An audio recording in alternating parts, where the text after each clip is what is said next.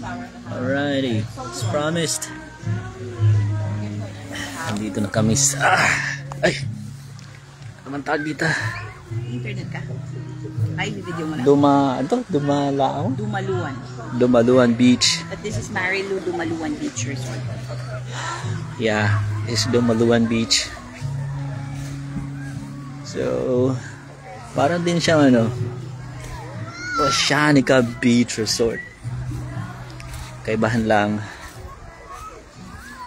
medyo cheap yung entrance, 100 pesos, pwede na. So, yun siya. Okay. Clear water din. Yeah. Tsaka ko lang yung peeps. Yan. As you can see, the shoreline is sobrang haba. Tsaka malinis din. Walang kalat. Mga seaweeds lang. Ayan o.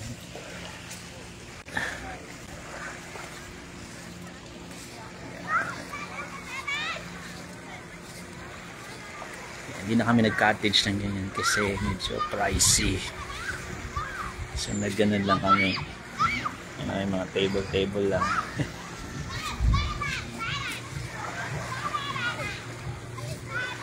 Oops, ayun na mga kids.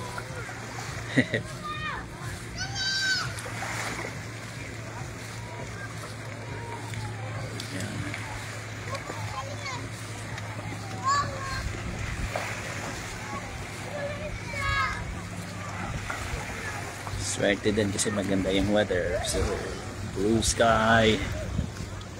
Yep. Ganda. May nag-attempt na mag-build ng sandcastle. Hindi tinuloy.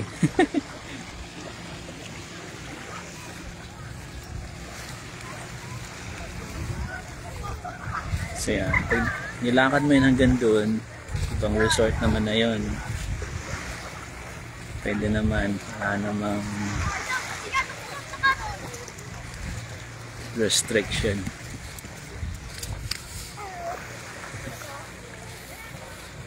Yan.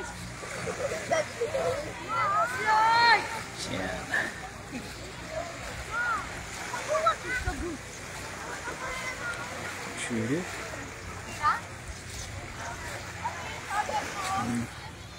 Yan, meron siya ng mga kaya kung gusto niyo.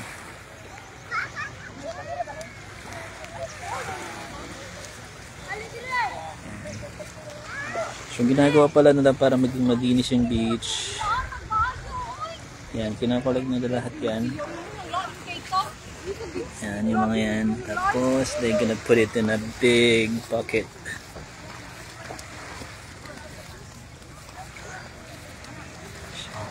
Sa'yo ng kids eh.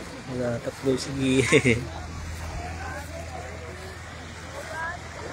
Sarap. Punta tayo sa tubig.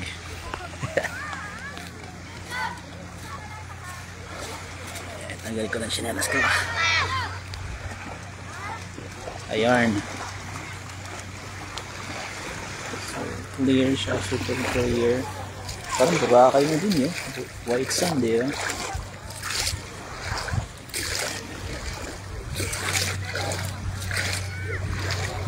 So, medyo okay mag-swim ngayon kasi low tide. At hindi maalon.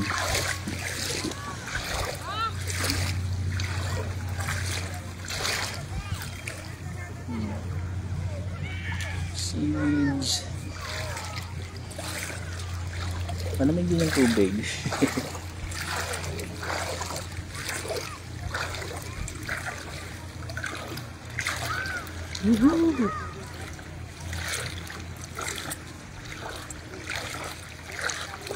Yan.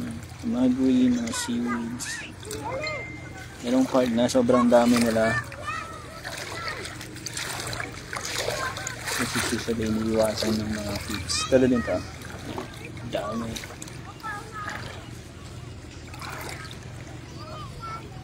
Yan.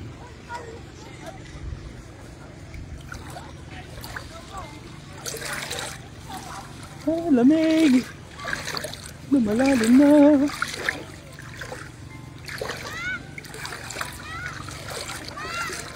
Kaya medyo hanggang bewang na tong part na to.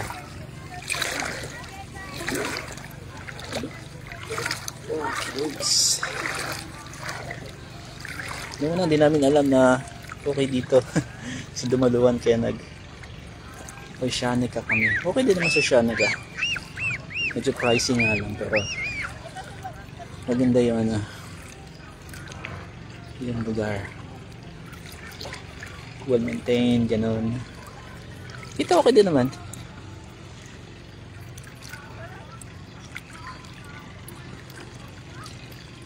Wala nga lang silang tulad ng sa Oceanica na magagandang umbrellas, magagandang higaan, saka mga soft na upuan.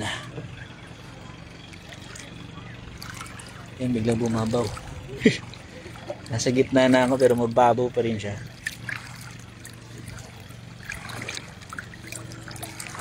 Ang ganda ng weather.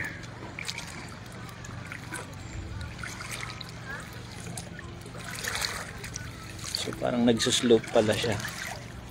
Yung ibang part nagsuslope pababa. Kaya medyo lumalalim. Yan o, sobrang white ng ilalim. Tada! So medyo malalagay na tayo sa shore.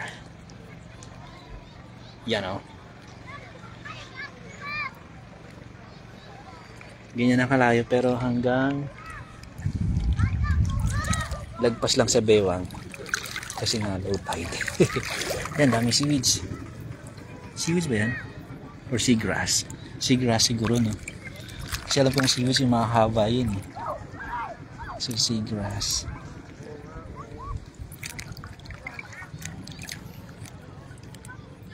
Uy, may fish, guys. Yun, kita nyo ba? Ay, wala na.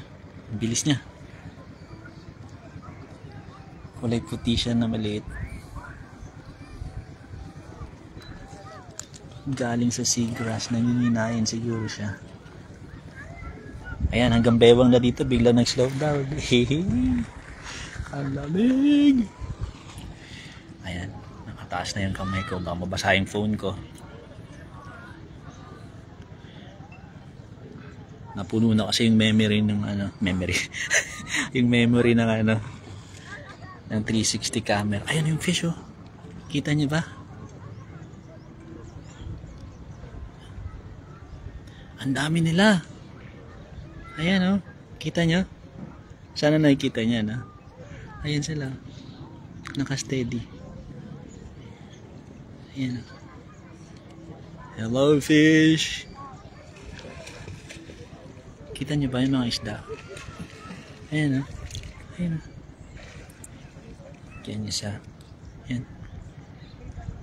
Yan. Isa, dalawa, tatlo, apat. Ayun yung iba. So, dahan-dahan lang yung footstep. So, ayan.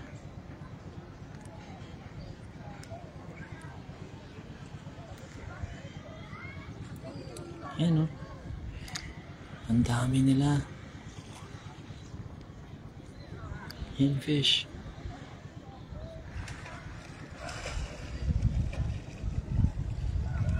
Pwede na pang ihaw yata to. So ayan, swerte natin, may mga isda. Maliliit pa. Siguro mga kalahating dangkal. Ito yung isa. Ayan na. Ayan, malapit sa seaweed. Ayan.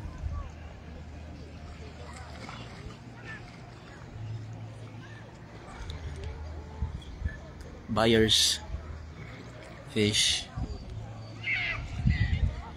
See you in the kitchen soon. Charot.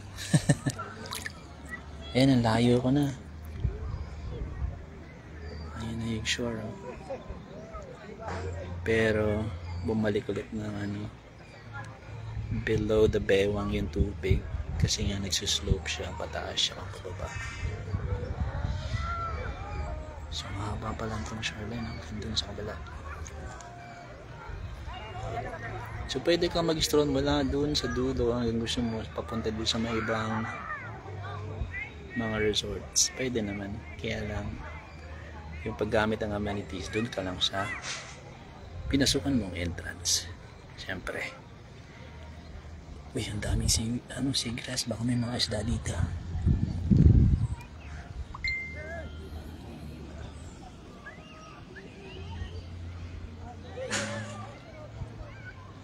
Nalala ko sa province namin, mayroon kasi kaming fish pen. So, ganito itsura niya. So, may mataas na fish pen yun na may mga kawayan na haligid. Tapos may nakapalibot na fish net. Tapos makita mo yung mga isda naglalanguyan sa loob. Iba-ibang klase. So, ganito itsura niya doon.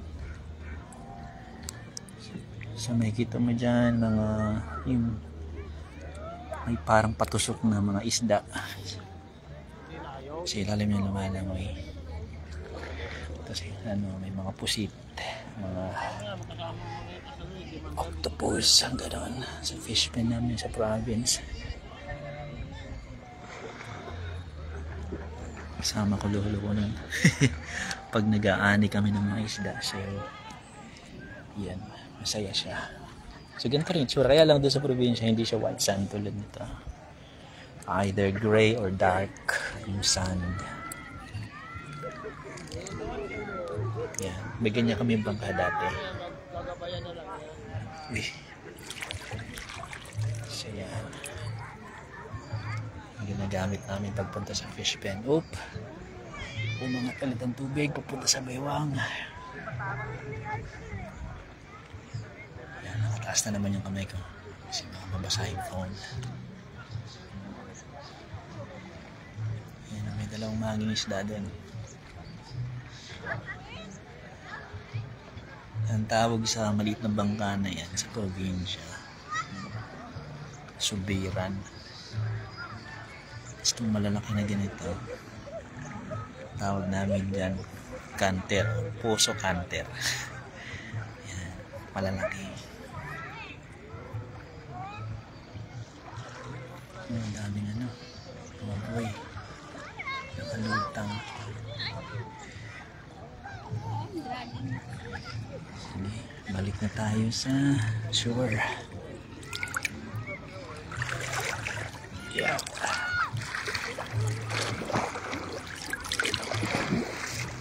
Okay. Very far. No. Ano to ba? Kamo.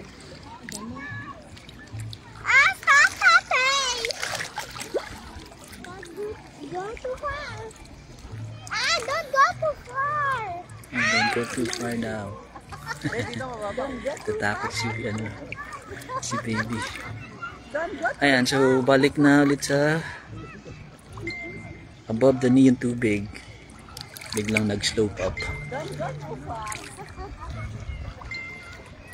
Yes, we are the same. We are afraid of the Alrighty.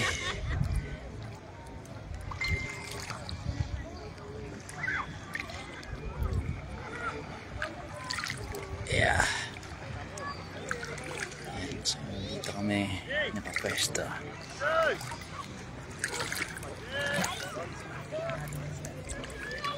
Unang isda dito kasi mababaw na.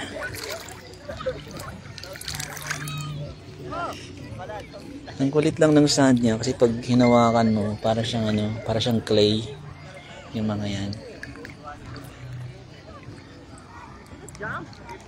Ay. Yikes.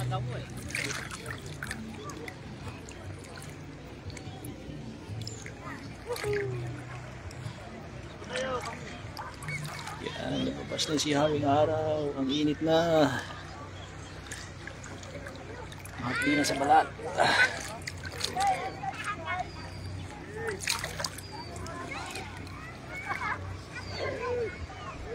Wala na isang araw, pumunta kami dun sa island na yun. Yan. Binisita namin yung yung mga turtles, So, may dolphin watching din doon sa part na yun. Medyo malayo siya. Siguro 1 hour yung biyahe ng pangkapapunta doon. Yan, papunta dyan sa island na yan. Yung malayo na yan. Hindi ko lang siya ma-zoom kasi basahin kamay ko. Pero dyan sa island. Nag-snorkel kami dyan. Nag-snorkel ba? Hirap lang kasi maalo ng araw na yun. Tsaka malakas yung current. Kaya medyo struggle.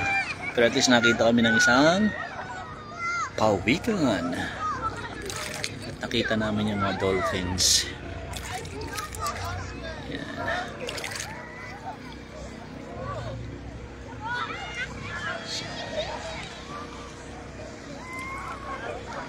Ayan, mababaw na. Pabalik na ako sa shore. So, ito na yung lamesa namin. Okay.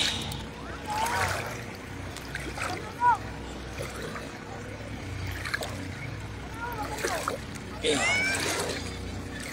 Konting seagrass. Seagrass pala yan.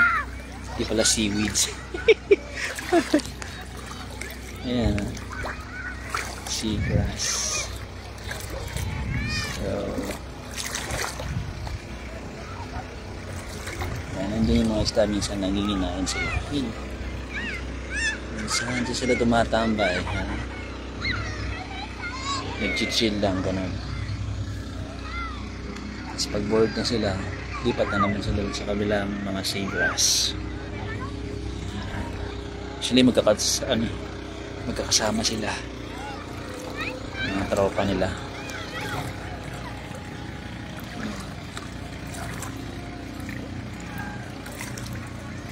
Seagrass pala ang tawag. Seagrass. Kita mo? Kita mo. Yan. Wala nang isla kasi mababaw na. Hanggang tuhod na lang tong part na to. So malayo na ako nila pinanggalingan ko kanina. Alrighty. Ayun, may isda na naligaw dito. Ayan o. Hindi ko alam pa nakikita niyo. Ayan. Ayan, sumama sila sa akin sa shore. Gusto magpaihaw. Ayan. Hello. Tara na. Tara na sa grill. Ayan. So, ayan. Oops, ang dami yan. Maliliit pa. Alam pa nakikita niyo, pero ayan sila. Kakulay din sila ng sun kaya hindi masyadong nakikita ng mabilis. Hello, fishes! Uy, saan punta?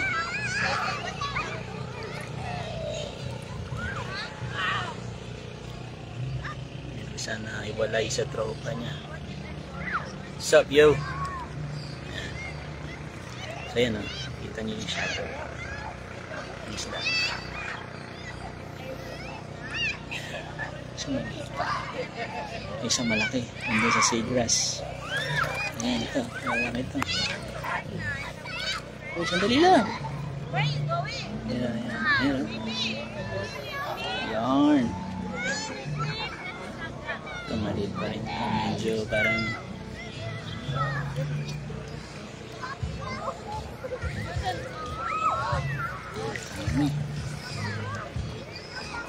almost na sa shore na sila.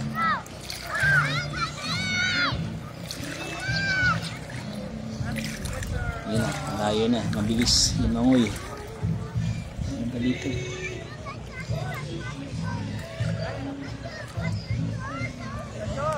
Anyways, ang dami nila yun. Medyo hindi lang makita, pero ayan sila. Nakita natin.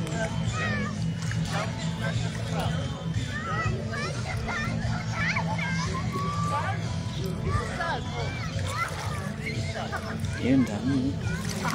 Yun.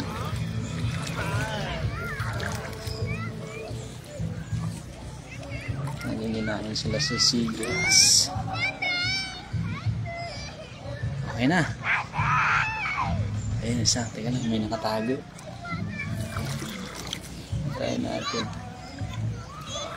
Ay, wala na rin. Lumangoy na.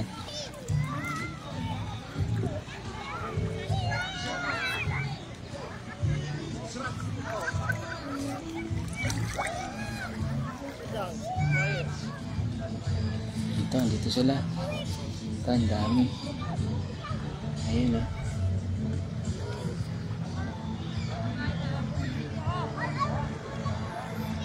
So, anyways, ito ang Dumaguan Beach.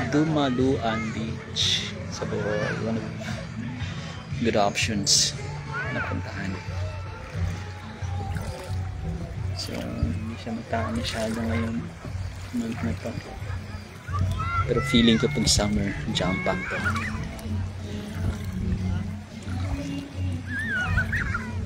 Isda na naman. Oh.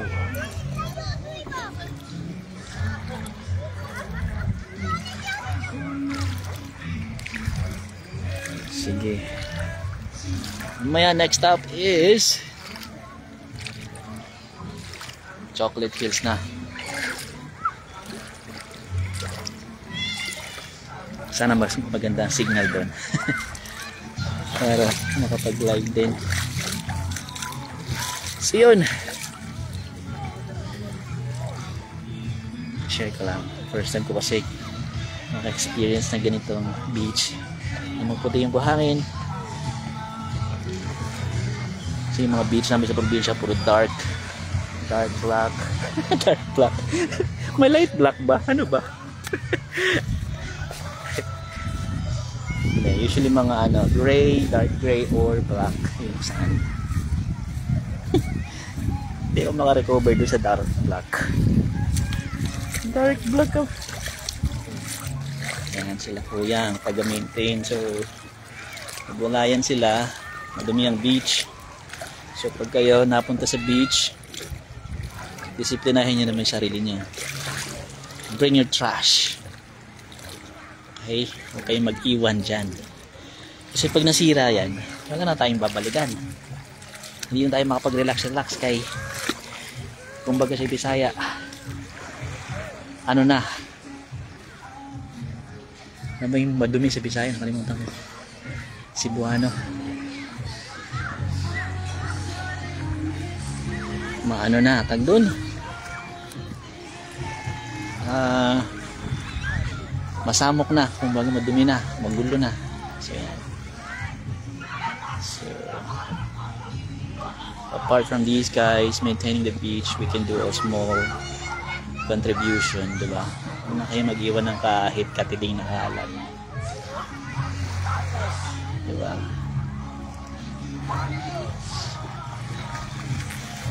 Para din sa atin eh, diba? So, kung madumi na to, babalik ka pa ba dito?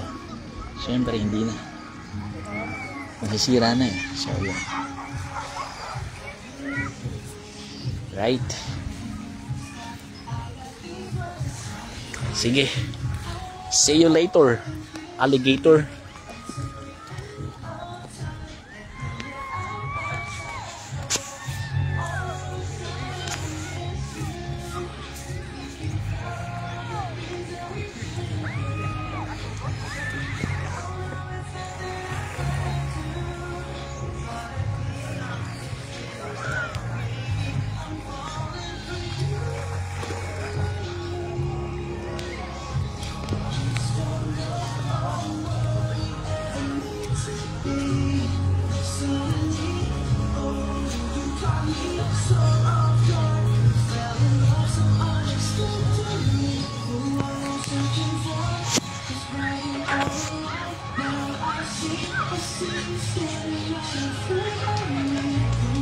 Searching for